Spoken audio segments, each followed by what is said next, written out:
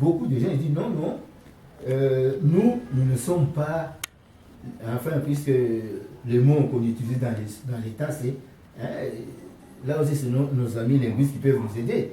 Puisque quand les amis, vous dites Mtoto yangu, pour eux, Mtoto signifie sujet. Et non, ça peut être, hein, ils n'ont jamais apporté des tribus, ils n'ont jamais fait ça. Hein, ce sont des relations parfois morales, hein, qui n'avaient rien à faire donc à cette époque-là. Donc c'est pourquoi moi j'ai toujours pris que les mots Lunda ou Chokwe, ce sont des concepts.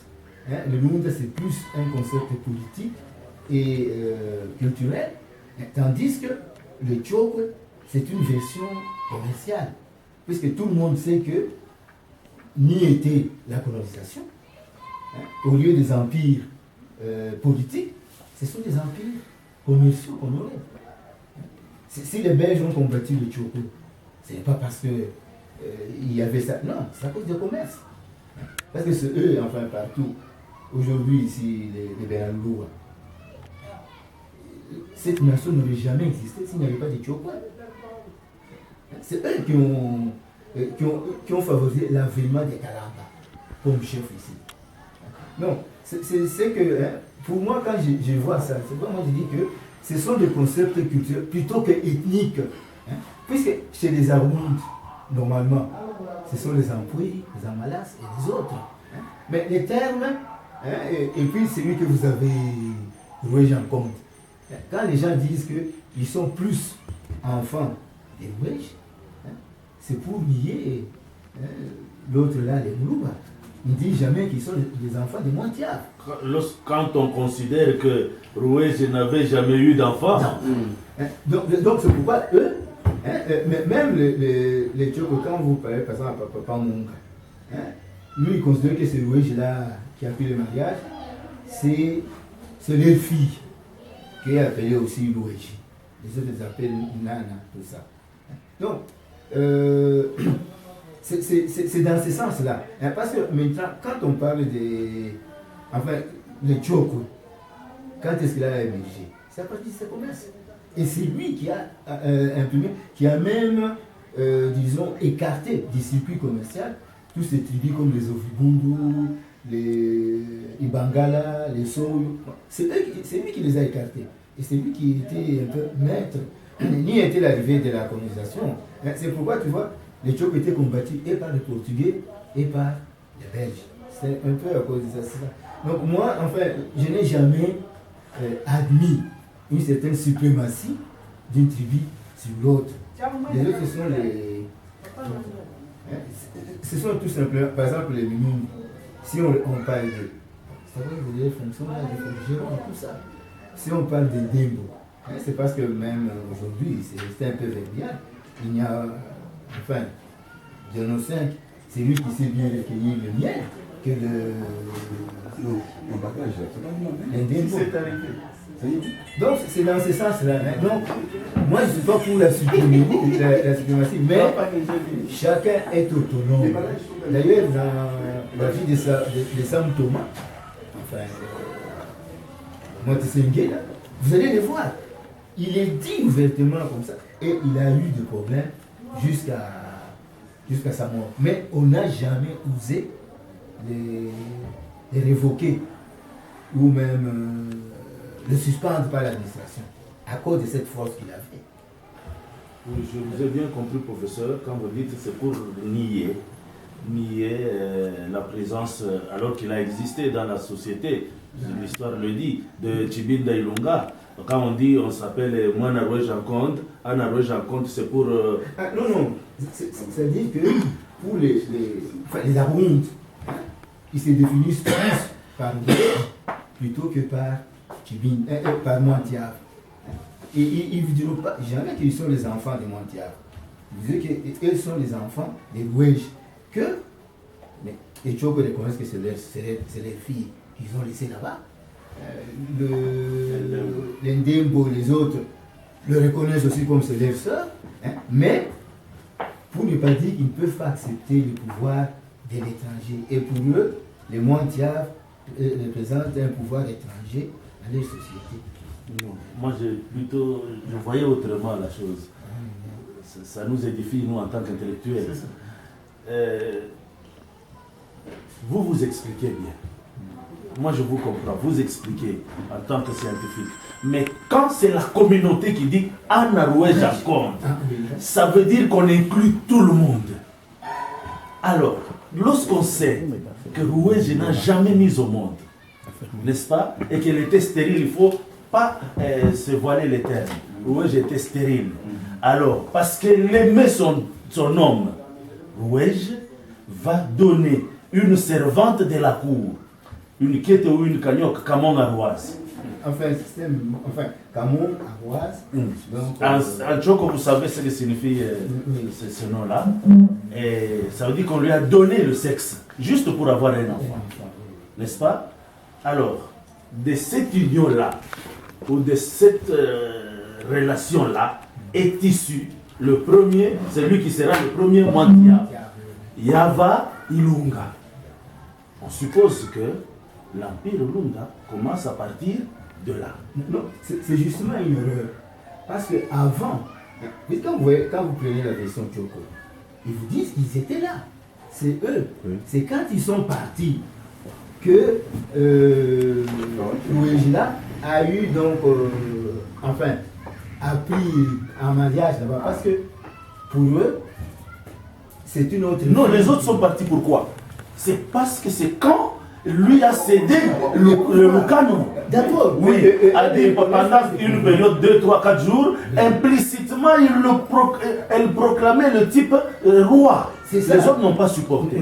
Mais en attendant, elle ne mettait pas encore au monde. Non, mais c'est pourquoi pour eux, on ne reconnaît même pas ses descendances. Parce que pour eux... Non, mais on ne reconnaît pas comment sont les Mwantiens. Non, oui, c'est-à-dire il y a ceci. Oui. C'est que les pouvoirs de Tibide, quand ils vous disent qu'ils sont en Arouège, implicitement, comme c'est... Le pouvoir de Tibide n'a pas régné, c'était pour 2, 3, 4 jours, mais prenons une semaine maximum. Mais maintenant, je parle de Yava Ilunga, le premier Mwantia, qui est le fils à Tibinda Ilunga. L'empire commence. En quoi les Tchokos sont concernés? Moi, en tant que Tchoko, professeur, je veux vous le dire. Moi, en tant que Tchoko, je reconnais que Rouège est ma soeur. Voilà. Rouège est ma soeur, mais les Lunda actuels qui se reconnaissent de Yava Ilunga n'ont rien à voir avec nous. Non, effectivement, c'est là où je dis que ce que vous venez de dire montre justement que même pour eux, ces pouvoirs, Mwantia, c'est des pouvoirs, les Lunda, qui sont où, ceux qui se retrouvent aujourd'hui, mais dans la lignée de Mwantia, non, ou bien il y en a d'autres. Non. Parlons, je peux donner un exemple ici. Non, je peux donner un exemple ici. Hein. Bon, excusez-moi, bon, ce n'est pas politique, tout ça. L'opposition. Hein? Comment est-ce qu'il reconnaît? Enfin, est-ce que l'opposition reconnaît que Kabila est président? Pour l'opposition. Enfin, l'opposition, Tshisekedi avait gagné les élections, nous avons fraudé. Oui, c'est-à-dire c'est la même chose là-bas. C'est-à-dire que moi, il a pris le pouvoir, d'accord. Là, c'est ça le sens de l'opposition. C'est lui qui a pris le pouvoir, comme il n'a pas pris dans les normes, hein, même s'il règne, on ne le reconnaît pas. On dit qu'il existe là-bas, mais intérieurement, on ne le reconnaît pas. Professeur, vous ne comprenez pas ma conclusion. Moi, je voudrais conclure, président, je termine. Non, vous allez conclure. Oui. Parce que moi, je suis un peu du dehors et je vois comment vous évoluez et comment évolue le prof. Moi, je voulais savoir, il y a les Tchokwe, il y a les descendants de Yamatian, le premier là. Alors, aujourd'hui, les Lunda d'aujourd'hui, ils sont les descendants de quelle souche? Des Tchokwe ou des Irum? Parce que nous disons que Rouège n'a pas eu d'enfants. Alors ceux qui aujourd'hui se disent nous sommes les descendants de Rouège, c'est lesquels? Les Tchokwe ou bien ce sont des autres descendants de Irum?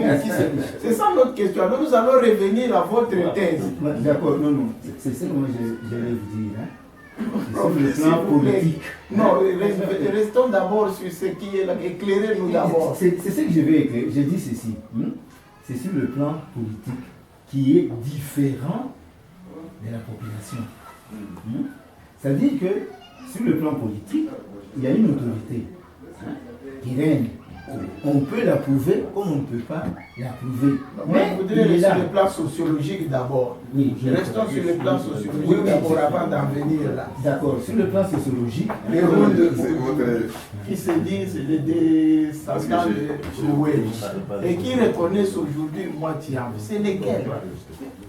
Sur le plan sociologique d'abord. non, c'est ce que Après, nous reviendrons à votre. Non, vous dites que le rouge reconnaissent aussi le pouvoir des. D'ailleurs, Mais qui sont les Rounds justement? Les Arounds, Oui, c'est qui? les Apoué, les Malas, ceux qui sont là. Parce que les Lunga des Sandoa, ce sont les Amalas. Mais les autres là-bas, ce sont les Ampuiri et les autres.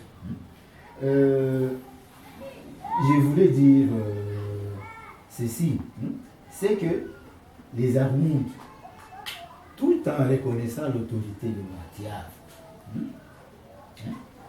eux aussi sont d'accord que c'est un pouvoir étranger. Celui qui est comme Matiaf n'est pas de leur lignée, cette lignée-là des Ouèges qu'on peut remonter, même ceux qui vivaient avec ceux qui s'appellent aujourd'hui, enfin, Dembo, Tchoko et tout ça. Mais, sur le plan, pour eux, le vrai pouvoir, c'est leur femme. C'est leur femme. Et ici, il y a un adage, enfin, sur le plan politique, qui épouse ma mère. Mais moi, nous sommes en train d'apprendre. On n'a pas résolu l'affaire. Excusez que nous puissions poser des questions précises. Les Ampoué, les Amalas, ils sont de la souche Tchokwe Papa, ou Minungu, ou autres. Donc c'est là où nos amis sociologues et anthropologues pourront faire ça. Mais apparemment non. Apparemment non. Apparemment non. Ils vont élucider ce problème. Ils vont élucider ce problème. Parce que pour moi, vous auriez pu me poser la question, mais que avant ce nom, Arwung, Tchoko, Ndembo, comment est-ce qu'on appelait ces populations? Je vous ai déjà posé cette question. Oui, mais c'est pourquoi j'ai dit, quand vous lisez les anciens, tous les premiers explorateurs qui sont venus dans la région de Lunda, c'est tous les Portugais qui ont laissé même les écrits. Ils ne parlent pas des Lunda, ils ne parlent pas des Tchoko, mais ils parlent les titres, les gens là, les Tubung, ils appellent les Bungu. C'est comme ça qu'on les appelait par les titres politiques qu'ils ont rencontrés. Donc avant l'avènement de Moitiaf. Bon, nous autres maintenant, ce sont nos amis linguistes et anthropologues qui peuvent décider ça. Mais savoir que... mais ils avaient un nom que nous... Mais quand vous lisez, par exemple, professeur, vous lisez Marie-Louise Bastin. Je crois qu'il donne la lumière sur les origines des Tchokwe. Et il situe dans les bassins des Kiboko. Et les bassins où se trouvent les Kasaï, les Chikapa, les Luangue, tout ça, qui se trouve en Angola. Oui, c'est ce que Papa Mungandroise avait dit. Il appelle Sabakaro. Alors, oui. Mais il dit même dans sa version même lui-même que c'est après les pérégrinations, quand ils sont là-bas, quand ils ont laissé leurs filles en Caragne et qu'ils sont venus et ils ont occupé cette région de Sabakaro. Mais pour Papa Munga, ce sont les itinéraires qu'il trace, où il dit que les Tchokos sont venus de l'Éthiopie en printemps là-bas. Ce sont les itinéraires. Effectivement, mais ces itinéraires sont difficiles à situer. Oui. Oui. C'est ça que j'ai dit. Oui, alors, c'est ça le Kiboko. C'est de là, dans les Kiboko, c'est dans les Benguela là-bas. Oui, bon, oui, il montre où il y a eu, surtout dans les autonomies,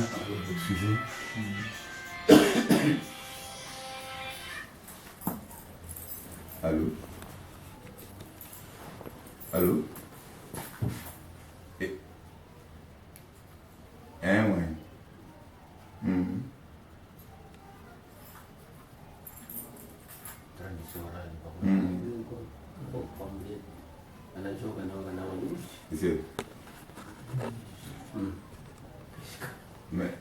Merci beaucoup. Merci beaucoup, honorable.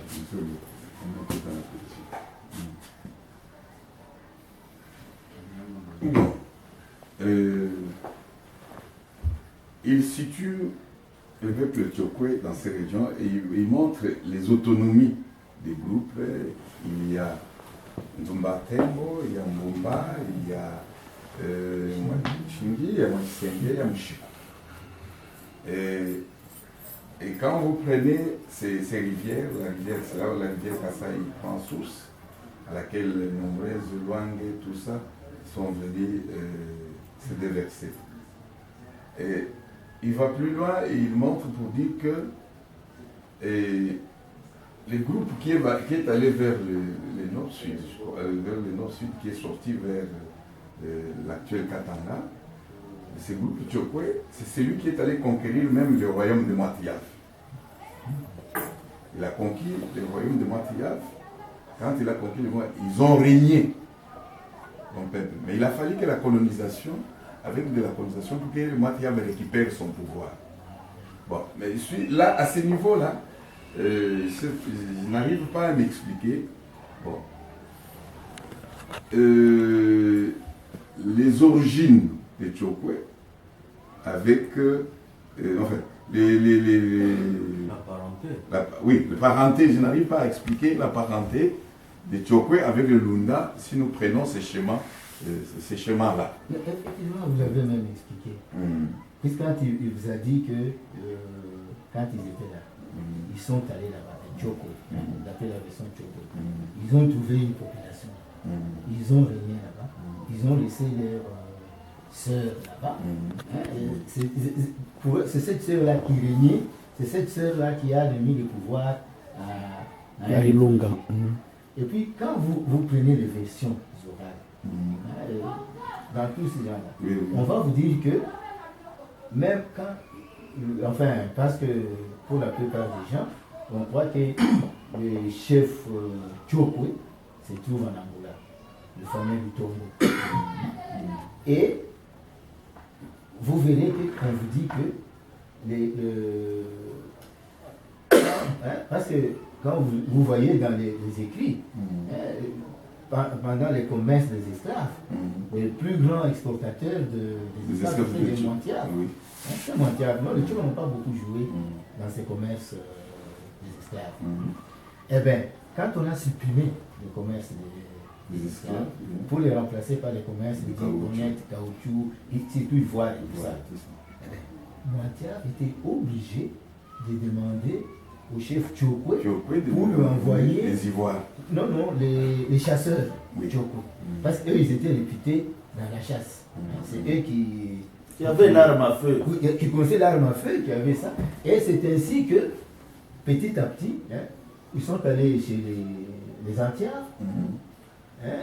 Et Montiaf demandait à tous les chefs des terres que dorénavant, dans votre tribu, vous devez, comment donc l'ivoire et certains produits de l'Angola. Or, ceux qui a mené ces produits de l'Angola, ce sont les Tchokwe. C'est pourquoi tous les chefs de terre là-bas ne pouvaient pas faire face aux Tchokwe, qui avaient leur village, parce que c'est eux qui les dépassent. S'ils ne collaboraient pas avec les Tchokwe, le Montiaf allait les chasser. Il n'y aurait rien à remettre comme tribu. Donc c'est... Et puis, Lutongo lui-même dit que, quand il dit au Tchokwe, c'est aussi votre terre. Allez-y. Et c'est la thèse que même Mwakisenge a soutenue. Ce n'est pas une terre de Montiaf, mais c'est notre terre, nous aussi. Oui, ça c'est... là, il montre trois branches. Bon, il y a la branche où Mwakisenge, qui est presque vers le nord, qui monte, qui va jusqu'à envahir le royaume. Bon, il y a celui Tumba Tembo, et qui, lui, sort dans l'espace du Kasaï. Il y a Mwamushiko qui va un peu vers le sud, qui sont vers les Kwango. Voilà. Bon, il présente ces autonomies politiques des groupes Tchokwe. Et puis, vers plus loin, il montre que ils ont été ensemble, mais dans la lutte ou dans la chasse qu'ils ont opérée, c'est ce qui a fait que, à un moment donné, chacun s'est retrouvé autonome et pouvait faire ce qu'il pouvait faire, quoi. Hein. C'est comme ça qu'il situe les Tchokwe. Mais mon problème, c'est-à-dire, par rapport aux versions qui existent, à quel moment nous avons eu la parenté avec les Lunda? C'est ça ma grande difficulté. C'est au moment où les Mwatisenge est monté pour envahir l'empire Lunda, ou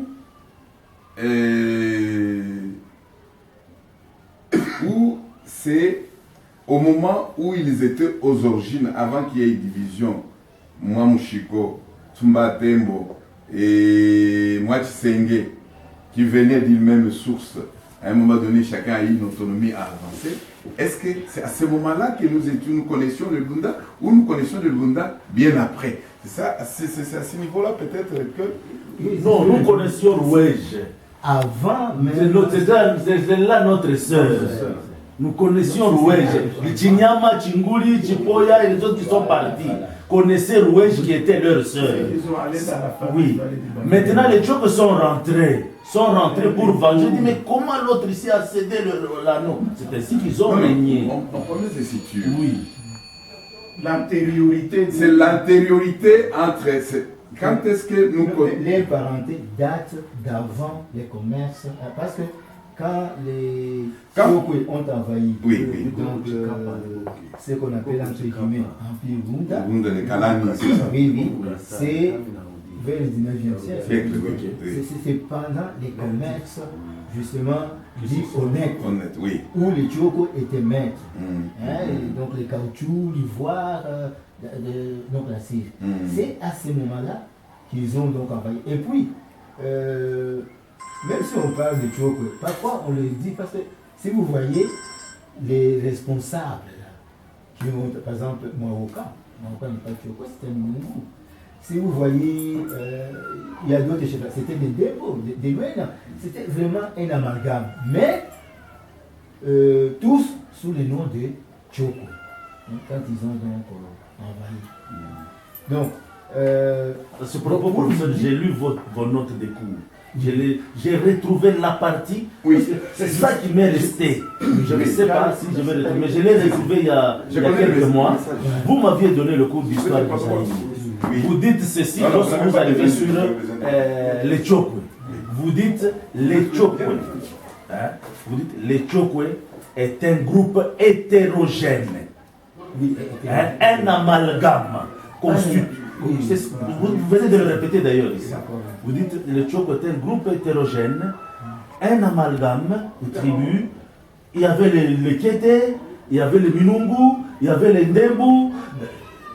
Bon, c'était passé avec moi en premier graduat. Mais quand j'ai commencé à grandir, j'ai commencé à me poser beaucoup de questions. Et aujourd'hui, j'ai trouvé l'occasion de me révolter. Non, c'est ce que je vous dis. Mais enfin, d'ailleurs, maintenant, il y a... disons une assertion du groupe Chota et tout ça.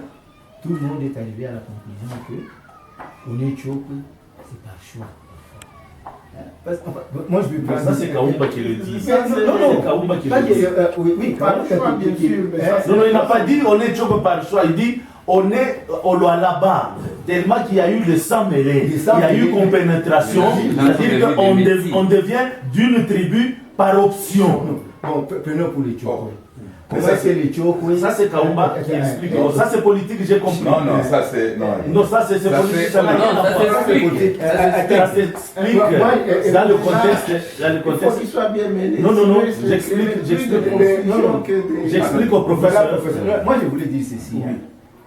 Quand vous voyez quelle était la politique quand ils arrivaient dans une région, c'était de prendre les femmes des autres tribus pour donc grossir.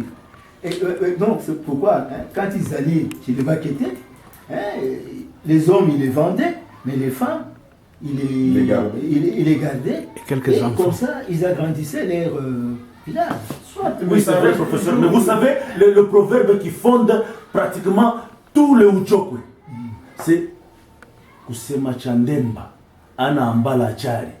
Vous vous rendez compte que les Chokwe arrivent dans un village, ils prennent une quête, ils prennent, c'est pas une cagnoc, et on lui confie toute cette responsabilité de la famille, de toute une société.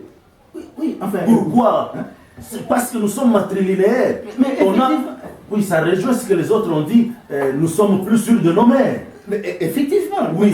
Mais on ne pouvait pas confier le pouvoir à un enfant issu d'une quête. Parce que chez nous, les quêtes sont des esclaves.